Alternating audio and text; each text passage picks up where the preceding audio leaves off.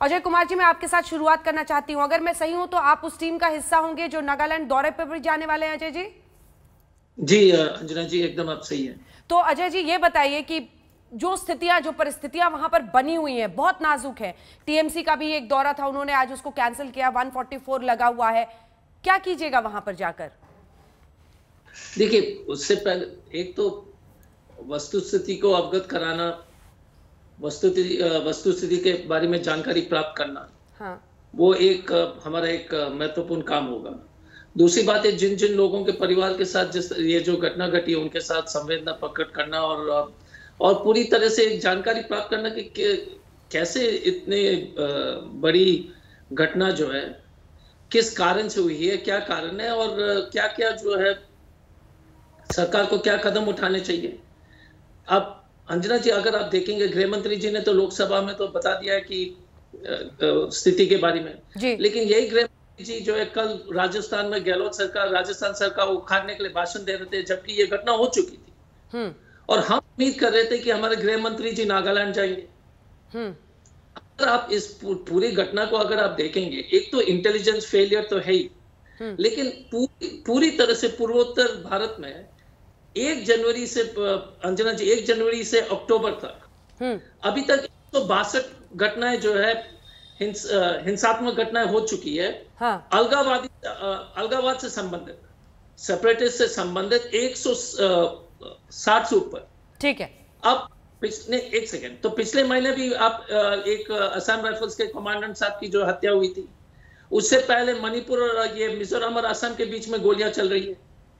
तो आप बताइएगा कि पूरी तरह से त्रिपुरा में जो आपने आपके जो आपने रिपोर्ट भी किया था कि पत्रकार जो जिस तरह से जिस तरह से लगातार सांप्रदायिक घटनाएं हो रही थी त्रिपुरा में। हाँ। और जिस तरह से जो है पत्रकार के ऊपर जो है केसेस लगाए जा रहे थे, तो पूर्वी उत्तर में जिस तरह की अशांति है, चीन जो अरुणाचल प्रदेश में चीन की स्थिति तो सभी लोग अवगत है, सरकार भले उसको डिनाई कर ले। ठीक है। तो हमारे लिए कहना है कि इतनी बड़ी घटना क्या, किस तरह की इंटेलिजेंस है। ठीक है। जो बड़े सवाल थे वो आपने बता दिए हैं। गौरव भाटिया से इसी पर मैं जवाब ले रही हूं। उनकी टीम जा रही है वहां पर देखने के लिए, फैक्ट फाइंडिंग टीम एक तरह से। दूसरा, वो कह रहे हैं कि अशांति पूर्वोत्तर में लगातार बढ़ रहा है। तीसरा, इंटेलिजेंस फेलियर। गौरव भाटिया जी, आपका जवाब। अंजना जी, सबसे पहले तो भारतीय जनता पार्टी की तरफ से संवेदनाएं व्यक्त करता हूं उस परिवार को जिसने अपना बच्चा खोया है, एक शहीद हुआ है हमारा वीर सैनिक, और जो बाकी 14 लोग हैं जिनके परिजन जो हैं अभी दुख में होंगे और वो इस चर्चा को सुनेंगे तो उन्हें बड़ा कष्ट होगा कि राजनीति की शुरुआत यहाँ कांग्रेस पार्टी ने दोबारा कर दी है। सबसे पहले तो ये बताना आवश्यक है कि देश के गृह मंत्री जी आज संसद में बोल रहे थे।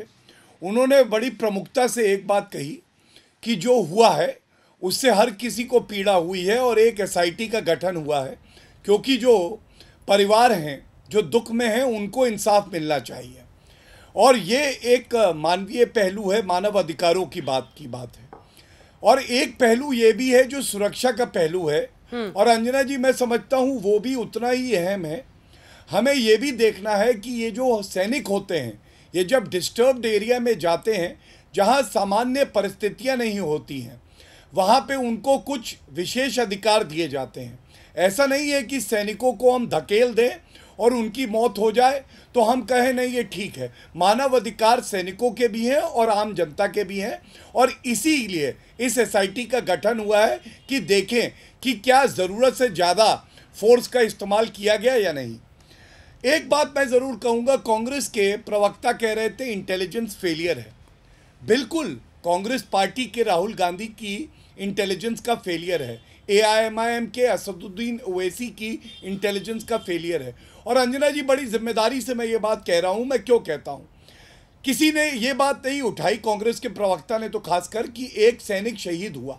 एक सेकंड की चूक हो अंजना जी तो हो सकता है कि पूरा का पूरा जो प्लेटून हो, जो साथी हो, वो आर्मी के जवान भी शहीद हो जाएं।